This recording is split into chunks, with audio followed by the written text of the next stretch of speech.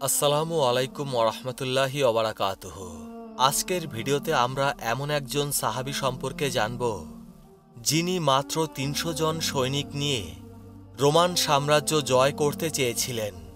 ভিডিওটি শেষ পর্যন্ত দেখলে আরও জানতে পারব এই সাহাবীর ইন্তেকাল সম্পর্কে মহানবী সাল্লাল্লাহু আলাইহি সাল্লাম কি ভবিষ্যৎবাণী করেছিলেন।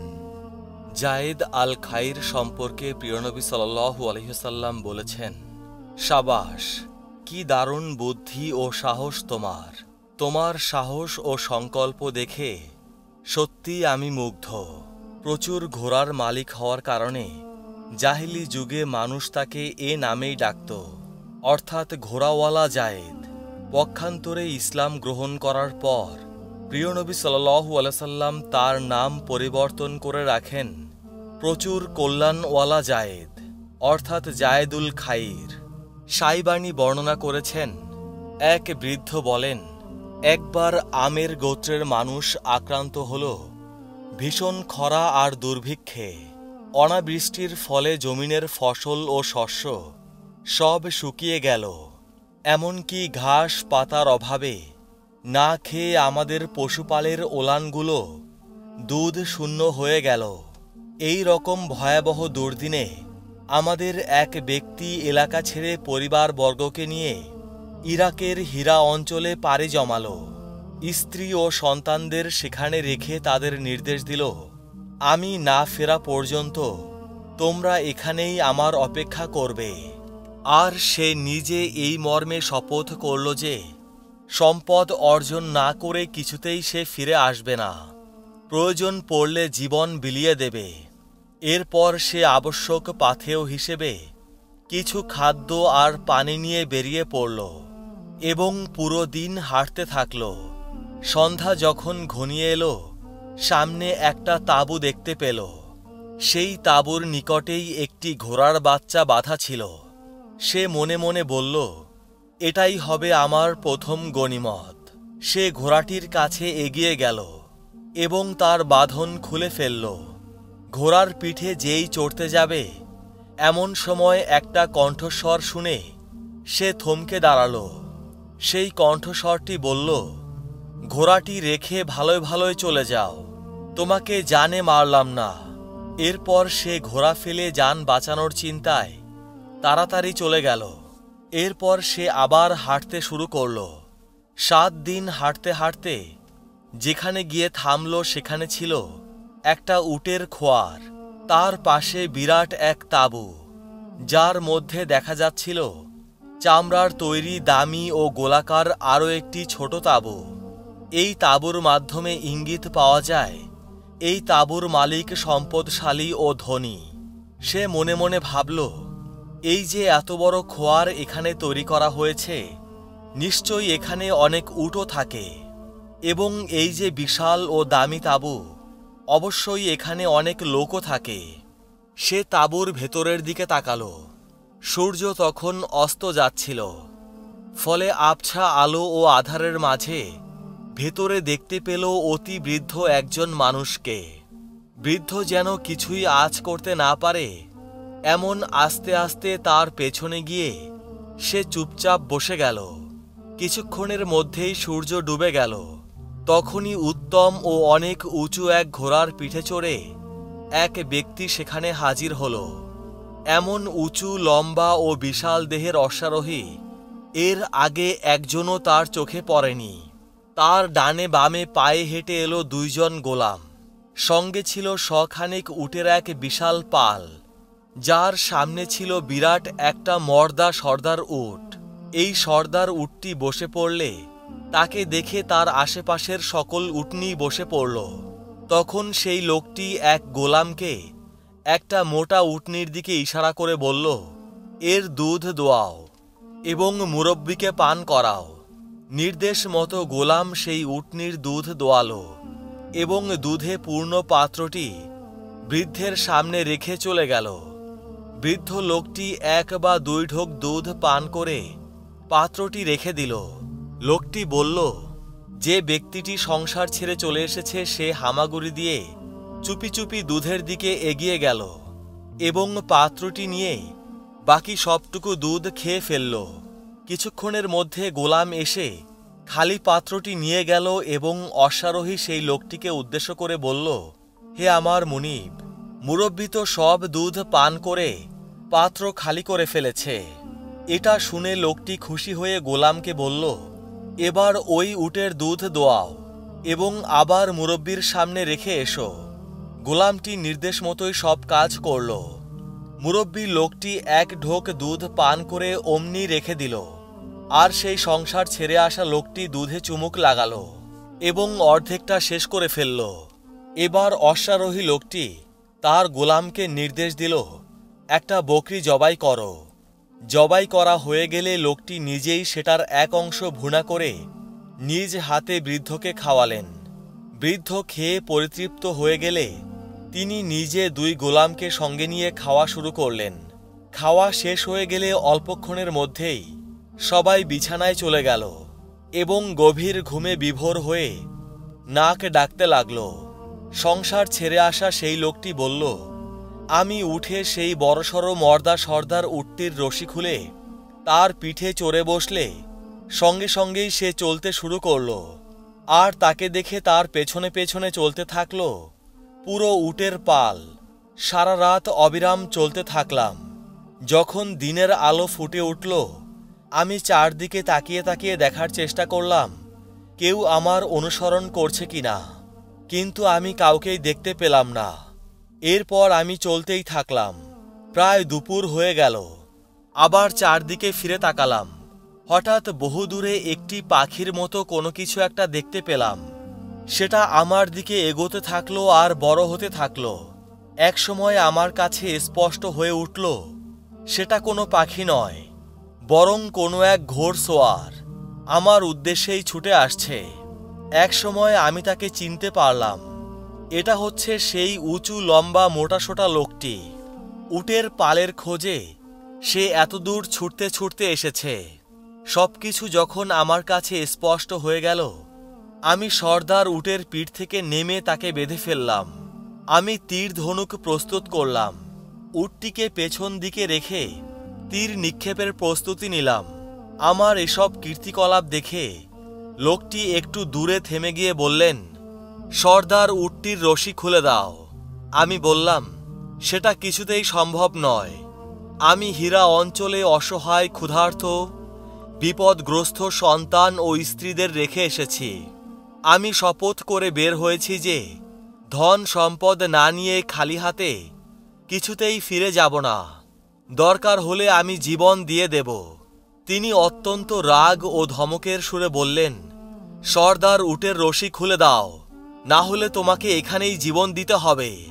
তখন আমিও রাগের সঙ্গে জবাব দিলাম, কিছুতেই খুলব না। তিনি এবার নরম সুরে বললেন, আরে বোকা, আমার সম্পর্কে তুমি ভুল ধারণায় আছো। এরপর তিনি বললেন, তুমি এক কাজ করো, সর্দার উটের রশিটা ঝুলিয়ে ধরো। ওর মধ্যে 3টা গিরা আছে। তুমি বলে দাও কোনটিতে তীর ছুড়ব। আমি মাঝেরটাতে ছুটতে বললাম। তিনি এমন নিখুঁতভাবে লক্ষ্য করে ভেদ করলেন, যা দেখে মনে হবে কেউ একজন হাত দিয়ে তীরটা মাঝের গিরাটিতে ঢুকিয়ে দিয়েছে। এরপর দ্বিতীয় এবং তৃতীয় গিরাতেও একইভাবে লক্ষ্য ভেদ করে দেখিয়ে দিলেন যে তিনি কত দক্ষ তীরন্দাজ। আমিও বুঝতে পারলাম যে তিনি চাইলেই আমাকে তীরবিদ্ধ করতে পারে। তার এ দক্ষতা দেখে আমি হতাশ হয়ে আমার তীর রেখে দিলাম, আত্মসমর্পণ করলাম। লোকটি এগিয়ে এসে আমার তরবারি ও তীর ধনুক নিয়ে নিলেন। তিনি বললেন, আমার পেছনে ঘোড়ায় চড়ে বসো। আমি তার নির্দেশ পালন করলাম। তিনি আমাকে জিজ্ঞেস করলেন, আমি তোমার সঙ্গে কেমন আচরণ করব বলে তোমার মনে হচ্ছে? আমি বললাম, আমার মনে হচ্ছে আপনি আমার সাথে খুব খারাপ কিছু করবেন। তিনি জিজ্ঞেস করলেন, তোমার এমন মনে হওয়ার কারণ কি? আমি বললাম, আমি যে অপকর্ম করেছি, এত বড় উটের পাল চুরি করে পালিয়েছি, ওইগুলোর খোঁজে আপনাকে এত পথ পাড়ি দিয়ে কষ্ট করে আসতে হয়েছে। এত কষ্ট করে যখন আমাকে ধরে ফেলেছেন, তখন আমার কপালে ভালো কিছু জুটবে বলে আমি ভাবতে পারছি না।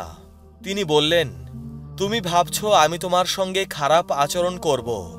কিন্তু আমার পক্ষে এটা কিভাবে সম্ভব, যেখানে ওই রাতে তুমি আমার পিতা মুহাল হিলের সঙ্গে এক পাত্রে খাবার খেয়েছিলে, রাতে কিছু সময় তার সঙ্গী হয়েছিলে। মুহাল হিলের নাম শুনতেই আমি জিজ্ঞেস করে বললাম, আপনি কি তাহলে জায়েদুল খাইল? তিনি বললেন, হ্যাঁ, আমি জায়েদুল খাইল। আমি বললাম, আপনি যেহেতু মানুষ হিসেবে খুব ভালো, তাই এখন আশা জেগেছে যে কয়েদকারী হিসাবেও ভালোই হবেন। জায়েদুল খাইল বললেন, ভয়ের কিছু নেই। তারপর জায়েদুল খাইল আমাকে সঙ্গে নিয়ে নিজের ঠিকানায় পৌঁছে গেলেন এবং বললেন, আল্লাহর কসম, এই উটগুলো যদি আমার হতো তাহলে সব তোমাকে দিয়ে দিতাম, কিন্তু এগুলো আমার এক বোনের আমানত। তবে তুমি এক কাজ করো, আমার এখানে কয়েকটা দিন থেকে যাও। খুব শীঘ্রই আমি একটা অভিযানে বের হব, সেখান থেকে বেশ গনিমত পাওয়ার সম্ভাবনা রয়েছে। এরপর 3 দিন পার হতে না হতেই তিনি নুমাইর গোত্রের ওপর হামলা করে বসলেন। সেখান থেকে প্রায় 100 উটনি গনিমত হিসেবে পেলেন। সবই তিনি দিয়ে দিলেন আমাকে। কেবল তাই নয়, তার 2 গোলামকেও আমার সঙ্গে দিলেন হীরা পর্যন্ত নিরাপদে পৌঁছে দেওয়ার জন্য। এটা ছিল জায়েদুল খাইলের জাহিলি যুগের চিত্র। সেই যুগে তার জীবন, চরিত্র ও বৈশিষ্ট্যের একটা সংক্ষিপ্ত বিবরণী। তার ইসলামী যুগের চিত্রটি কেমন ছিল সেটা সিরাতের বিভিন্ন গ্রন্থ এভাবে ফুটিয়ে তুলেছে। রাসূল পাক সাল্লাল্লাহু আলাইহি সাল্লামের সংবাদ যখন জায়েদুল খাইলের কানে পৌঁছালো এবং যে সকল বিষয়ের প্রতি তিনি মানুষকে আহ্বান করেন, যে সকল শিক্ষা তিনি মানুষকে দান করেন, সে সকল ব্যাপারে যখন তিনি অবগত হলেন, তখন তিনি নিজের বাহন তৈরি করে নিলেন। নিজ কওমের বড় বড় নেতাকে মদিনায় যাওয়ার এবং রাসূল পাক সাল্লাল্লাহু আলাইহি সাল্লামের সঙ্গে সাক্ষাতের জন্য আহ্বান জানালেন। সেই আহ্বানে সাড়া দিয়ে তাই রওনা হলো, যাদের মধ্যে জুর ইবনে সাদুস, মালেক ইবনে জুবাইর এবং আমের ইবনে জুওয়াইন প্রমুখ ছিলেন উল্লেখযোগ্য। তারা যখন মদিনায় পৌঁছালেন, মসজিদে নববীতে হাজির হয়ে নিজ নিজ বাহনগুলো দরজার কাছে বাঁধলেন। মসজিদে প্রবেশ করেই তারা দেখতে পেলেন রাসূল পাক সাল্লাল্লাহু আলাইহি সাল্লাম সমবেত মুসলিম জনতার উদ্দেশ্যে মিম্বরে বসে বক্তব্য রাখছেন। তার অসাধারণ বক্তব্য শুনে সবাই মুগ্ধ হয়ে গেলেন। মহানবী সাল্লাল্লাহু আলাইহি সাল্লামের সঙ্গে সাহাবীদের গভীর সম্পর্ক দেখে প্রিয় নবীর কথার প্রতি তাদের এমন মন, প্রাণ ও কান লাগিয়ে তন্ময় হয়ে শোনা দেখে, তাদের এমন নজিরবিহীন প্রভাবিত হওয়া দেখে তারা অভিভূত হয়ে পড়লেন। রাসূল পাক সাল্লাল্লাহু আলাইহি সাল্লাম যখন তাদের দেখলেন, তখন তিনি উপস্থিত সকল মুসলিমকে সম্বোধন করে বললেন, নিশ্চয়ই আমি তোমাদের জন্য অনেক উত্তম, অনেক বেশি কল্যাণকর দেবী উজ্জার চেয়ে এবং সেই সকল বাতিল মাবুদের চেয়ে যাদের তোমরা পূজা করে থাকো, আমি তোমাদের জন্য সেই কালো উটের চেয়ে উত্তম, যার উপাসনা তোমরা করো আল্লাহকে ছেড়ে। রাসূল পাক সাল্লাল্লাহু আলাইহি সাল্লামের কথা জায়েদুল খাইল এবং তার সঙ্গীদের অন্তরে 2 ধরনের প্রতিক্রিয়া সৃষ্টি করল। এক দল সত্যের ডাক শুনে দিন কবুল করল, আর অন্য দল অহংকার দেখিয়ে মুখ ফিরিয়ে নিল। মহান আল্লাহর এই শাশ্বত বাণীর বাস্তব রূপায়ণ ঘটল। আল্লাহ পাক ইরশাদ করেছেন, এক দল হবে জান্নাতের যাত্রী, অন্য দল হবে জাহান্নামের। ওই দলের এক সদস্য জুর ইবনে সাদুস রাসূল পাক সাল্লাল্লাহু আলাইহি সাল্লামকে দেখছিল। যত দেখছিল বিস্ময়ে অভিভূত হচ্ছিল। মুমিনদের বিশ্বাসদীপ্ত অন্তরগুলো কি অপূর্ব ভক্তিতে তাকে সারাক্ষণ ঘিরে রাখে। তাদের শ্রদ্ধা ও ভালোবাসা মেশানো চোখগুলো কিভাবে রাসূল পাক সাল্লাল্লাহু আলাইহি সাল্লামকে বেষ্টন করে থাকে। এসব দেখে তার অন্তরে হিংসার আগুন জ্বলে উঠল। ভয়ে তার হৃদয় অস্থির হল। তার সঙ্গীকে ভেতরের অনুভূতি জানিয়ে বলল, আমি দেখতে পাচ্ছি একজন মানুষ গোটা আরব জাতির ওপর কর্তৃত্ব প্রতিষ্ঠা করবে। আল্লাহর কসম, আমার ওপর তাকে কিছুতেই কর্তৃত্ব করতে দেব না। এরপর সে চলে গেল শাম দেশে। মাথার চুল ন্যাড়া করে খ্রিস্টান হয়ে গেল। অন্যদিকে জায়েদুল খাইল এবং তার অন্য সঙ্গীদের অবস্থা হলো ভিন্ন রকম। রাসূল পাক সাল্লাল্লাহু আলাইহি সাল্লাম যেই মাত্র বক্তব্য শেষ করলেন, অমনি জায়েদুল খাইল সকলের মাঝে দাঁড়িয়ে গেলেন, যিনি ছিলেন অন্যতম সুদর্শন ও সুস্বাস্থ্যের অধিকারী। ছিলেন এত লম্বা যে উঁচু ঘোড়ায় চড়লেও তার পা মাটিতেই ঠেকে থাকত। যেমন অন্যদের বেলায় ঘটে, তিনি লম্বা চওড়া নজরকাড়া দেহ নিয়ে দাঁড়িয়ে গেলেন এবং স্পষ্ট ও উঁচু আওয়াজে ডেকে বললেন, হে মুহাম্মদ সাল্লাল্লাহু আলাইহি ওয়াসাল্লাম, আমি সাক্ষ্য দিচ্ছি যে আল্লাহ ছাড়া ইবাদত আনুগত্যের উপযুক্ত আর কোনো মাবুদ নেই। আর এটাও সাক্ষ্য দিচ্ছি যে আপনি আল্লাহর মনোনীত রাসূল। রাসূল সাল্লাল্লাহু আলাইহি সাল্লাম তার দিকে তাকিয়ে জিজ্ঞেস করলেন, তোমার পরিচয় কি? জায়েদুল খাইল বললেন, আমি মুহালহিলের পুত্র, আমার নাম জায়েদুল খাইল। রাসূল পাক সাল্লাল্লাহু আলাইহি সাল্লাম বললেন, না, তোমার নাম জায়েদুল খাইল না, আজ থেকে তোমার নাম জায়েদুল খাইর।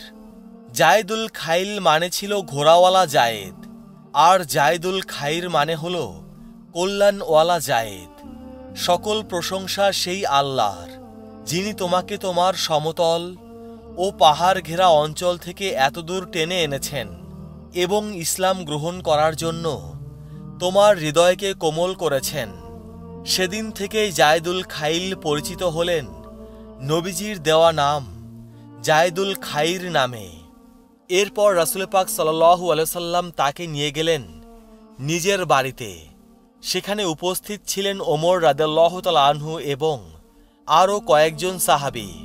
বাড়িতে পৌঁছার পর রাসূল পাক সাল্লাল্লাহু আলাইহি সাল্লাম জায়েদের জন্য হেলান দেওয়ার একমাত্র তাকিয়াটি এগিয়ে দিলেন। রাসূল পাক সাল্লাল্লাহু আলাইহি সাল্লামের সামনে হেলান দিয়ে বসা তার কাছে চরম বেয়াদবি মনে হওয়ায় তিনি সেটা রাসূল পাক সাল্লাল্লাহু আলাইহি সাল্লামের দিকে ফিরিয়ে দিলেন। রাসূল পাক সাল্লাল্লাহু আলাইহি সাল্লাম তিনবার জায়েদুল খাইরের দিকে তাকিয়াটি এগিয়ে দিলেন এবং জায়েদুল খাইর প্রতিবারই তা ফিরিয়ে দিলেন। যখন সকলেই নিজ নিজ স্থানে বসে পড়লেন, তখন জায়েদুল খাইরকে লক্ষ্য করে প্রিয়নবী সাল্লাল্লাহু আলাইহি সাল্লাম বললেন, হে জায়েদ, আমি লোকমুখে যত মানুষেরই বর্ণনা শুনেছি, পরে সাক্ষাৎ হলে দেখেছি মানুষের বর্ণনা বাস্তবের চেয়ে অতিরঞ্জিত। একমাত্র ব্যতিক্রম হলে তুমি। তোমার সম্পর্কে যেমন শুনেছি তুমি ঠিক তেমনি, একটুও কম নও। এরপর প্রিয়নবী সাল্লাল্লাহু আলাইহি সাল্লাম তাকে জিজ্ঞেস করলেন, হে জায়েদ, এখন ইসলাম কবুল করার পর তোমার অনুভূতি কি? জায়েদ রাদিয়াল্লাহু তাআলা আনহু বললেন, এখন অন্য কিছুর প্রতি নয়, আমার মধ্যে ভালোবাসা জন্ম নিয়েছে ভালো মানুষের প্রতি, যারা ভালো কাজ করে, ভালো পথে চলে। আমি নিজে যদি ভালো কাজ করতে পারি তবে তার প্রতিদান আমি অবশ্যই পাব। এই বিশ্বাস আমার মধ্যে জন্ম নিয়েছে। কোনো ভালো কাজ আমার দিকে ছুটে গেলে আমি সেটার জন্য ব্যাকুল থাকব। রাসূল পাক সাল্লাল্লাহু আলাইহি সাল্লাম বললেন, আল্লাহ তাআলা যাদের পছন্দ করেন তাদের মাঝে এই আলামত দান করেন। এ কথা শুনে জায়েদ রাদিয়াল্লাহু তাআলা আনহু খুশি হয়ে বললেন, সকল প্রশংসা সেই আল্লাহর জন্য, যিনি আমাকে আল্লাহ ও রাসূলের পছন্দনীয় পথে পরিচালিত করেছেন। এরপর তিনি প্রিয়নবী সাল্লাল্লাহু আলাইহি সাল্লামের নিকট প্রস্তাব করলেন, ইয়া রাসূলুল্লাহ, আপনি মাত্র ৩০০ অশ্বারোহী যোদ্ধা আমাকে দিন। তাদের নিয়ে রোম সাম্রাজ্য জয় করার দায়িত্ব আমার ওপর ছেড়ে দিন। তার এই হিম্মত ও সাহস দেখে প্রিয়নবী সাল্লাল্লাহু আলাইহি সাল্লাম চমৎকৃত হয়ে বললেন, শাবাশ, কি দারুণ বুদ্ধি ও সাহস তোমার! হে জায়েদ, তোমার এই সাহস ও সংকল্প দেখে সত্যি আমি মুগ্ধ হলাম। এরপর জায়েদ রাদিয়াল্লাহু তাআলা আনহু-এর সঙ্গে আসা তার কওমের প্রত্যেক প্রতিনিধি ইসলাম কবুল করলেন। জায়েদ রাদিয়াল্লাহু তাআলা আনহু এবং সকল সঙ্গী যখন নিজেদের এলাকা নজদে ফিরে যাওয়ার ইচ্ছা ব্যক্ত করলেন, তখন প্রিয়নবী সাল্লাল্লাহু আলাইহি সাল্লাম তাদের বিদায় জানাতে এসে জায়েদ রাদিয়াল্লাহু তাআলা আনহু সম্পর্কে বললেন, কত ভালো মানুষ সে যদি মদিনার এই মহামারী জ্বর থেকে বাঁচতে পারে তাহলে অদূর ভবিষ্যতে তার প্রভাব ও গুরুত্ব অনেক বাড়বে। সেই সময় মদিনায় মহামারী জ্বরের প্রকোপ ছড়িয়ে পড়েছিল, যে কারণে প্রিয়নবী সাল্লাল্লাহু আলাইহি সাল্লাম ওই আশঙ্কার কথাটি বলেছিলেন। জায়েদুল খাইর রাদিয়াল্লাহু তাআলা আনহু মদিনার সীমানা ছাড়ার পূর্বেই সেই জ্বরে আক্রান্ত হয়ে পড়েছিলেন। তিনি সেটা বুঝতে পেরে পথিমধ্যে সঙ্গীদের বললেন, বনি কায়েসের এলাকা থেকে তাড়াতাড়ি আমাকে সরিয়ে নাও, কারণ জাহিলি যুগে নির্বুদ্ধিতা বশত তাদের সঙ্গে আমাদের অনেক যুদ্ধ হয়েছে। নতুন করে আর কোনো সংঘাত চাই না।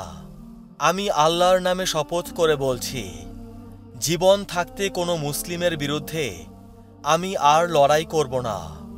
নজদে নিজের পরিবার ও নিজ কওমের উদ্দেশ্যে অবিরাম পথ চলতে থাকল জায়েদ রাদিয়াল্লাহু তাআলা আনহু। যদিও জ্বরের মারাত্মক প্রকোপ প্রতি মুহূর্তেই তীব্র থেকে তীব্র হচ্ছিল, বুকে কত স্বপ্ন, নিজ কওমের লোকদের সঙ্গে মিলিত হবেন এবং নিজে তাদের ইসলাম কবুল করাবেন, কিন্তু এখন গন্তব্য আর মৃত্যু মুখোমুখি। মৃত্যুই আগে পৌঁছে গেল। তিনি শেষ নিঃশ্বাস ত্যাগ করলেন পথিমধ্যেই। তার ইসলাম গ্রহণ ও মৃত্যুবরণ এই দুটোর মধ্যবর্তী সামান্য সময়ে কোনো গুনাহ তাকে স্পর্শ করতে পারেনি। ইসলাম গ্রহণ করে নিষ্পাপ হলেন, মৃত্যুকে আলিঙ্গন করে সোজা জান্নাতি হলেন। প্রিয় আখেরি নবীর উম্মত, আজকের ভিডিও এ পর্যন্তই। সবাই ভালো থাকবেন। আল্লাহ রাব্বুল আলামিন আমাদের সবাইকে হিদায়াত দান করুন। আমিন।